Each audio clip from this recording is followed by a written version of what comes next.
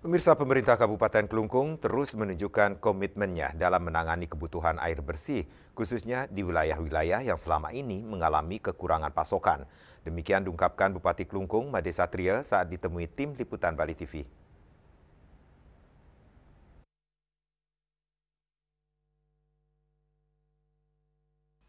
Bupati Klungkung Made Satria mengungkapkan banyak keluhan dari masyarakat agar Pemkab Klungkung fokus pada masalah pasokan air bersih di Klungkung, khususnya Nusa Penida. Dikatakan pihaknya sudah mulai menangani secara bertahap, salah satunya di Nusa Penida. Tahun ini sudah berjalan pengadaan air bersih di 2 desa yakni Desa Tanglad dan Desa Pejukutan. Untuk Desa Tanglad, pekerjaan harus tuntas tahun ini.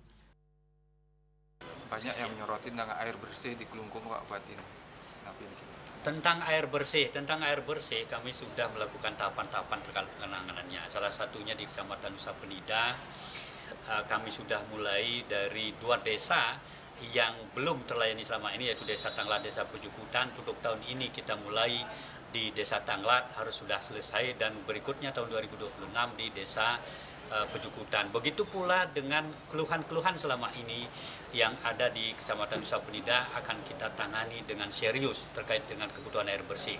Nah, terkait dengan yang di 3 kecamatan yang ada di darat, dan ini sudah kami usulkan untuk bagaimana merevitalisasi dengan jaringan induk yang dari eranya Belanda.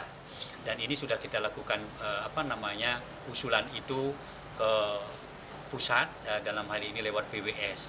Dan Songkara mudah-mudahan di tahun berikutnya ini bisa terrealisasi sehingga tidak lagi ada kebocoran-kebocoran terkait dengan air bersih aliran air bersih yang ada di Kabupaten Klungkung ini, karena kita sangat besar sekali kebocorannya. Jadi yang tidak terpakai terbuang itu sangat besar di Kabupaten Klungkung ini, hampir 34%. Itu artinya sumber daya air yang ada di mana masyarakatnya belum tercukupi namun dia terbuang. Nah, itu akibat daripada pipa-pipa induk yang dari eranya Belanda itu masih banyak yang sudah bocor gitu. Ini yang akan kita perbaiki ke depan. Okay. Pemerintah telah mengusulkan program revitalisasi jaringan induk yang dibangun sejak era kolonial Belanda kepada pemerintah pusat melalui Balai Wilayah Sungai atau BWS Bali Penida.